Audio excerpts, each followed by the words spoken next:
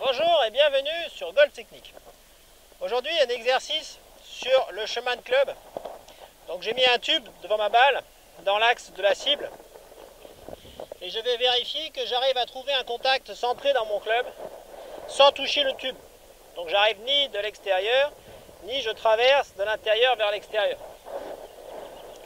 Un exercice à faire de temps en temps pour vérifier que tout va bien, ou alors pour réparer si tout va pas bien. Parce qu'il arrive de temps en temps qu'on fasse des sockets qui sont soit le fruit d'une décélération avec une phase de club qui tourne très vite à gauche, soit le fruit d'une posture qui va connaître des mouvements involontaires, et tout à coup le club qui marche plus droit, et de temps en temps la balle est heurtée soit par la pointe, soit par le talon. Donc le mieux c'est de ne pas trop réfléchir, de mettre un tube. Alors si vous n'avez pas de tube, vous mettez des couvre-bois, L'essentiel étant de faire une ligne bien droite et de venir essayer de trouver le contact centré dans le club sans toucher l'axe. Donc d'avoir un chemin de club intérieur, ligne et intérieur.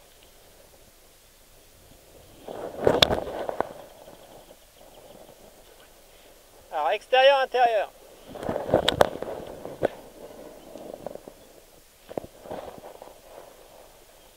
Donc là, en fait, je suis revenu par l'extérieur, donc tout de suite, j'ai le verdict. Bon, la balle est moche, c'était prévu. D'autant que le club a tapé le tube avant l'impact. Mais je vois bien, le verdict, c'est que mon tube a bougé. Et j'ai senti, en fait, que je vais taper le tube trop court. Alors, cet exercice du tube, en fait, je peux l'utiliser aussi en petit jeu. Parce qu'en petit jeu, il arrive parfois, je ne sais pas vous, moi ça m'arrive, de faire des sockets.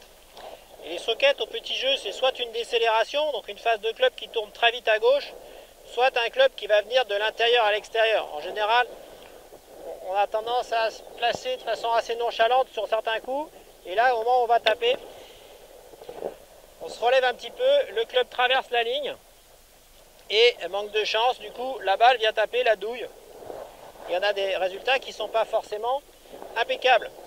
Donc le fait de s'entraîner comme ça de temps en temps, ça permet de remettre les choses en place. Donc là, j'aligne mon tube sur le trou. Et là, je rapproche la balle au maximum. Et je vais essayer de centrer ma balle sans toucher mon tube. C'est limite. Même sur des petits swings comme ça, qui sont des swings avec beaucoup de relâchement, il faut quand même que j'aie une vraie posture avec des vrais angles, une tonicité en bas, de manière à être bien stable entre le talon et la pointe, de ne pas avoir de mobilité du corps dans ce sens-là, de telle sorte que mes impacts soient parfaitement centrés.